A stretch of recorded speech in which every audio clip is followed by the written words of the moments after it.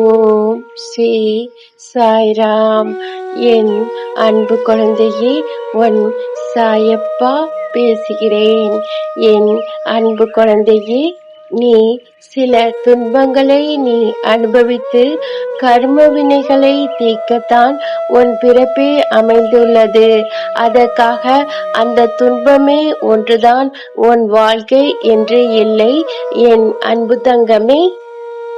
அந்த துன்பத்தை பற்றி சிந்திக்காமல் உன் நேர்மறை எண்ணங்களை கொண்டு நீ பெறப்போகும் இன்பங்களையும் கற்பனை செய்து பார். கர்ம வினைகளை ஒரு பக்கம் தீரும், மறுபக்கம் நல்ல நிகழ்வுகள் நடைபெறும். இன்பமும் துன்பமும் என இரு பக்கங்கள் இணைந்ததுதான் வாழ்க்கை. நன்மைகளை நோக்கி கவனத்தை திருப்பு, எல்லாம் உனக்கு நன்மையாகவே மாறும். வாழ்க்கையில் உனக்கு வெற்றி கிடைக்கும். கவலைப்படாதே என் அன்பு செல்லமே.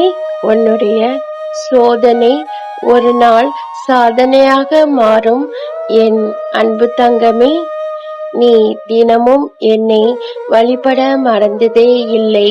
உன் வழிபாடுகளால் உன் வாழ்க்கையில் ஏற்படும் மாற்றங்களை உன்னால் இப்போது கண்களால் காண முடியாது. ஆனால் நீ உணர்வாய். வெற்றி என்பது உனக்கு நிச்சயம் உண்டு. அதை நீ விரைவில் காண்பாய் என் அன்பு செல்லமே.